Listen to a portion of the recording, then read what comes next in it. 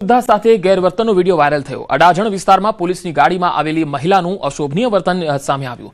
અડાજણ વિસ્તારમાં ફૂટપાથ પાસે બેસેલી વૃદ્ધ મહિલાને માર મારતી નજરે પડી। સમગ્ર ઘટનાનો વિડીયો પણ સામે આવ્યો। સમજાવીને લઈ જવાને બદલે વૃદ્ધાને ધક્કા મારતી નજરે પડી। વૃદ્ધ મહિલા સાથે અમાનવીય વર્તનની તપાસ શરૂ કરવામાં આવી। બે અસહાય વૃદ્ધ મહિલાઓ સાથે અમાનવીય વર્તન કરાયું હોવાના દ્રશ્યો સીસીટીવીમાં કેદ થયા। આ ઘટનાને લઈ ભિક્ષુક ગૃહના ઇન્ચાર્જે પ્રતિક્રિયા આપતા કહ્યું છે કે બેને જે હાથ ઉગામ્યો છે તેનો લેખિતમાં ખુલાસો માંગવામાં આવ્યો છે।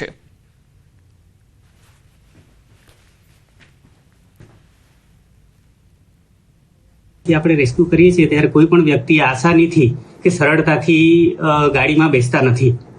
એમને તાણ કરવી પડે છે અથવા તો એમને ઉચકીને આપણે ગાડીમાં બેસાડવા પડે છે ને અમારી કામગીરી એ જ છે કે સુરતને ભિક્ષુક મુક્ત બનાવવા બેન પાસે લેખિતમાં ખુલાસો માંગવામાં આવ્યો છે, કારણ કે એમણે હાથ કંઈક તાણ કરવામાં એમણે હાથ ઉગામ્યો છે।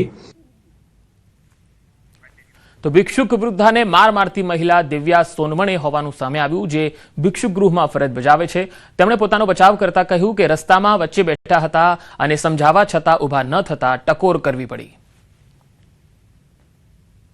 બહાર રસ્તાના વચ્ચોવચ બેસ્યા હતા।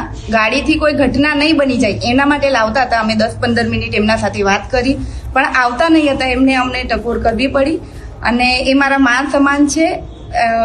ભૂલ થઈ છે મારાથી, પણ એમના માટે સારું છે। આ સંસ્થામાં ઘણી સારી સુવિધાઓ એમને મળી રહે એના માટે અમે અમારો પ્રયાસ કર્યો છે।